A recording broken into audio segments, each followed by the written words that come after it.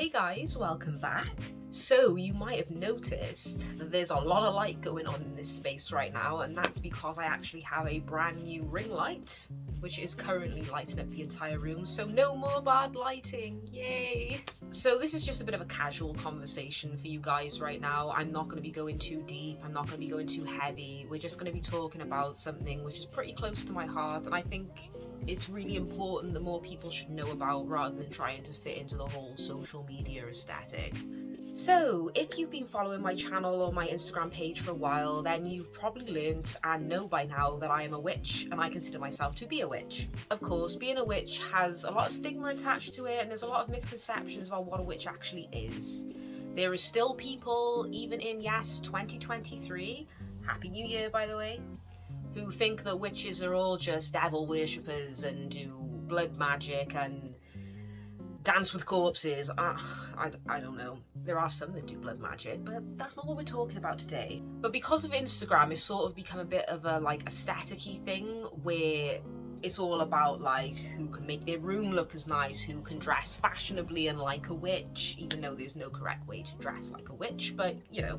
I feel like in this day and age, because of social media, there's actually a lot of pressure to be a witch properly. And I say be a witch properly. There is no right way to be a witch. I don't know how many times I've covered this, but I'm going to keep covering it. And I think it's important for me to do this video, especially at this time of the year, because I think it'll really put into perspective what it's like to actually be a witch. Although I have done witchy things in 2022, and there have been some really magical times, I'll be straight up and honest and say this year has actually been really low-key in terms of magic for me. 2022 was a bit of a weird one. I was focused a bit more on my job, finding a new job, coming together within myself, doing some internal shadow work. There wasn't really much room for me to be doing loads of circles, loads of spells.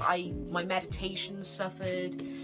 It was just when I think back to it, I didn't do much conscious magic. We're always doing magic all the time, subconsciously, but a lot of witchcraft is doing conscious magic, and I feel over the last year I didn't really do that much. Maybe it appeared to some that I did because, you know, Instagram and YouTube allow you to structure your life exactly how you want it to, but I think it's important to be really transparent and give a bit better feel for what it's like to be a long-term, lifelong witch. So anyone who's new to the path, or anyone who's been going at it for a couple of years and feels like they're not a real or true witch because they're going through a phase where they're not doing much, I think it's really important for you to know that that's completely okay. The reason I say it's a good time of the year to talk about this is because it's winter.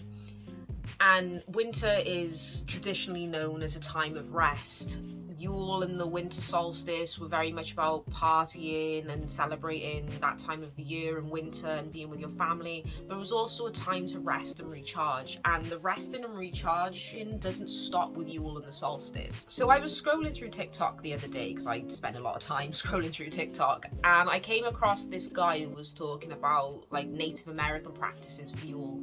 I think they were Native American, I'm pretty sure that it was mentioned in the hashtags, but don't come for me, it was just a video in passing, so I just want to talk about the actual video. In the video, he was saying about how Yule is a time of rest, and how it would be around that time of year when tribes and communities would get together and tell stories about fantastical mythical creatures, and it was fine to tell the stories at that time of the year because they didn't have the power to come to life because it was winter and they were resting.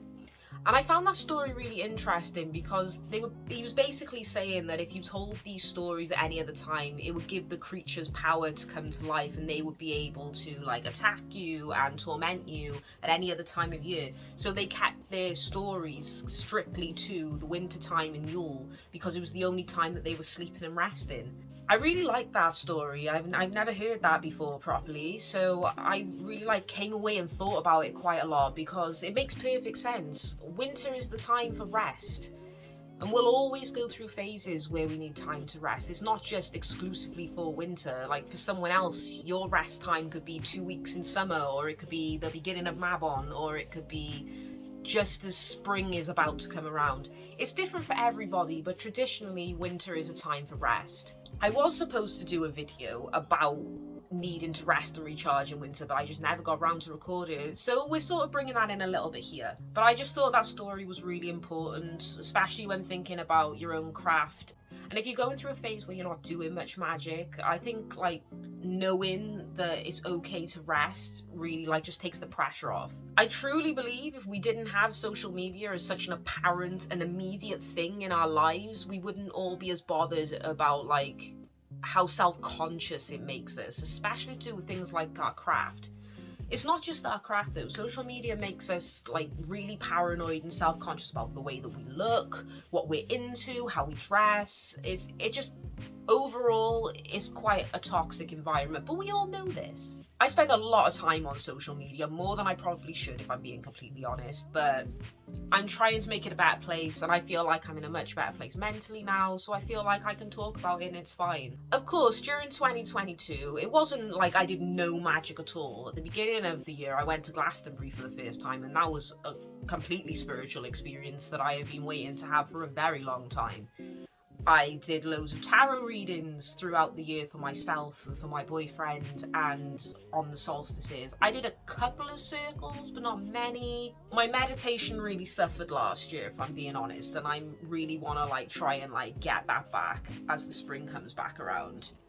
This is where I'm going on to another point though, because I was just about to say I want to make it a New Year's resolution to meditate more, but don't make resolutions. So I recently also found out in another TikTok video, this is how much time I spend on there, I found out that New Year's resolutions aren't actually a very good thing, and when I watched this video it kind of made sense. So people typically, me, you, everybody, we all typically make resolutions for the new year and things we're trying to stick to, and more often than not it lasts about a week and then it just doesn't happen and you're like, oh, I failed my resolutions again, I feel crappy, blah blah blah blah blah. The reason it doesn't work is because we're in the dead middle of winter right now. We are in the most barren time of the year, and this is an awful time to do manifestation magic. As soon as they said that, it made so much sense. I was like, well damn son, this is not the time for manifesting, setting new goals, or starting new projects. This is the time to rest, hibernate, rejuvenate, just come back into yourselves and allow yourself to just be calm. The best time to start making new resolutions would be sort of around Imbolc, which is the 1st of February. And that's because that's the official start of spring. Spring is the time when everything wakes up. Animals come out of hibernating, we feel more energized, the sun's coming back, we've got longer days. The energy around us is just more potent as the spring comes around. It's recharged after that period of rest and rejuvenation through the winter. So I've decided I'm not making New Year's resolutions ever again. I'm only going to do them in Imbolc or on Samhain, because that's the witch's new year and I prefer that as the new year. But I also like the concept of Imbolc being sort of like a second new year, or like more like a seasonal new year. Like that video really made me think, like why do we start a new year in the middle of winter? I never thought about it before until I watched this video, and it just made so much sense to me. This is a ridiculous time to start fresh and to start a new year. The winter's not for starting new, it's for rest. I just think it was really important. So if you're having a bout where you haven't been doing much magic and it's just been going on in the winter, that's why. This is not really the time for magic. If you haven't, then great, but I'm sure there are some of you out there who have been feeling like your craft has been a bit laggy lately, or you feel like you're not a real witch because you're not doing spells every 5 minutes. One thing I will say though is a lot of the people who make out like they're doing spells every single day on Instagram and on TikTok, they're full of shit. I'm just gonna put it out there, they are. It's impossible to do active, conscious magic all the time. It's impossible. Why is it impossible? Because of energy. If you know me, you know that I believe that energy never dies. I simply think that it transforms and transmutes, changes forms and goes somewhere else. I don't think energy is a finite resource. I truly believe it's an infinite resource. I also believe there's only so much that like a living biological being can take at a time. I think once you're charged enough, you can't take more energy, or if you do, it's gonna have bad connotations to go with it. We've all heard of energy vampires and people who leech energy. They do exist, so it's not like it's impossible.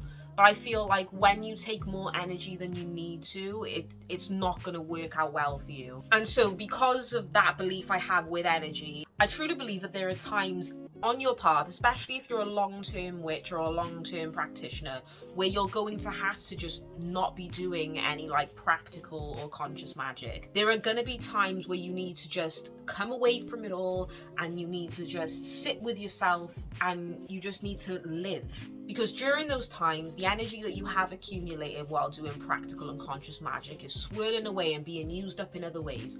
Maybe you're drawing a bit more, even though you're not doing much of your magic.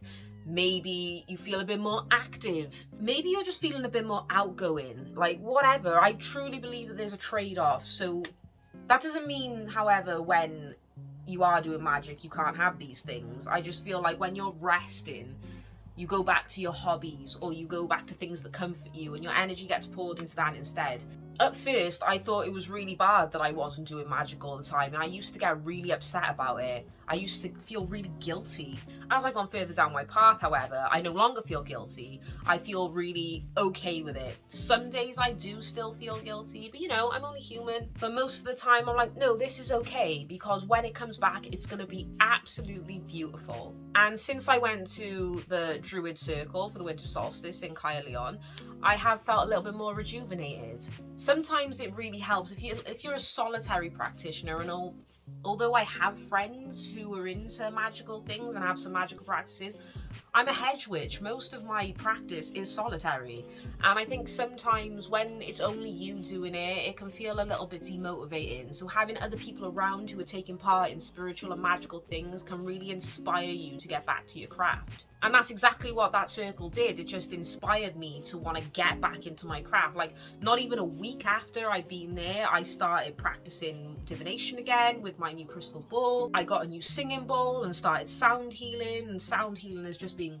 chef's kiss, because it's been an excuse to put magic and singing, two of my favorite things, together. Blessed. I feel the urge to want to do more tarot reading. I'm feeling like really into doing circles again. I want to be around trees again more. And if I didn't go to that circle and be around other people, I probably wouldn't have felt that. This doesn't mean you have to be around other people to get that inspiration back, though. It's whatever works best for you, and that's another important thing. Every single person's practice is different. I've mentioned this before, though, and I you know, with the risk of repeating myself, I'm not going to go too into it, but I just really need to hammer home that breaks are okay, and you doing your path in the way that you want to do is okay. Don't listen to toxic social media. Don't listen to witch talk. Don't listen to witches of Instagram. Some of it's really nice and sweet, but most of it is just appealing to a fad. If you're a true witch, you will just be able to roll with it. There will be days where it feels all a bit too much, but again, we're only human. That's fine. But overall, take it at your pace. It's really cliche, but I'm gonna say it anyway. We go through phases, like the moon, the seasons, life, everything is a phase. So when we're all joking, when we were younger, all of us emos were like, it's not a phase, mom, it's who I really am. Everything's a phase. So if for the moment you're going through a period where you haven't done witchcraft in quite a while, or you haven't done any of your practice in a while, don't worry about it, man. You're gonna be fine. Like, I think I went last year a good 5 months at least where I didn't do a thing. And I'm okay to admit that, because I want you to feel better about any breaks you're taking, and I want you to know that it's fine. And if you're practicing long term and you're like in this for life, there's going to be times where you just need to come back and recharge. Once you've recharged, you'll be able to transmute that energy that you've built up, and then you can put it back into your practice, and you'll just be able to make beautiful synergy with the universe. Energy is constantly with us and around it, but it cannot constantly be tapped into. We're mortal beings experiencing a mortal life before we return back to the universe. We can't have everything all in one go. I truly believe that if you mess with energy and fuck with energy too much or more than you should, and you don't stay in your lane, it'll come back to you. Call it karma, call it fucked around and find out, whatever you want.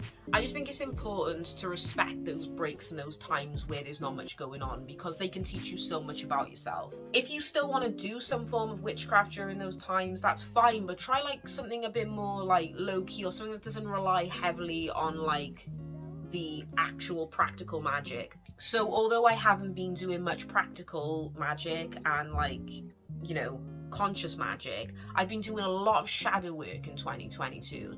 2022 was both a really boring and really stressful year for me. Like I don't know, like maybe it's more than that, I don't really know how to explain it, but I had to deal with a lot of stuff within myself. I had to rewrite old patterns, I had to break those patterns, I had to look inside myself and ask myself questions that I didn't really want to. But I feel like I'm in a much better place mentally than I was at the start of 2022. Like 2023 feels way more refreshing, and I feel like I have more clarity than I did at the start of 2022. And that's just because I've been doing more shadow work. But I think if I'd been spending more time doing practical magic, then I wouldn't have had time to delve into that shadow work. And I've also been looking into new books, new aspects of different paths, other witchcraft things. It's not like it's all been no magic at all, it's just, it's been a bit more passive rather than active magic. Winter is a time of rest, and the month of January, besides if you need to work or you have other obligations, it should be a time when you're finishing up that hibernation phase. If you've got resolutions that you want to follow, save them till in bulk. Save them, you'll thank me later, they'll work better, the magic will be more potent. So if you're currently feeling a little bit lost with your craft, or you feel like you haven't done much and you're disconnected from it, don't worry, it's gonna come back. These phases are totally normal and they're necessary. During this time where you're not doing much practical magic, spend it researching, spend it doing shadow work, spend it inwards, and spend it just coming to terms with yourself. When the time comes for you to do magic again, you will feel renewed. You will feel rejuvenated, you will feel more confident, and you will feel more self-love. You've got this, we've got this, we've all got this, we're gonna be fine. As always guys, blessed be. I feel like I'm rambling a bit, so I'm gonna leave this video now. But I hope that this has inspired you to like, hold on and keep the faith a little bit, because this is just a phase. Winter's almost over, spring is real close. We're getting there, so just ride that wave. Let's ride it together. Happy New Year guys, and I hope you have a lovely day, and I'll see you in the next video. Bye bye.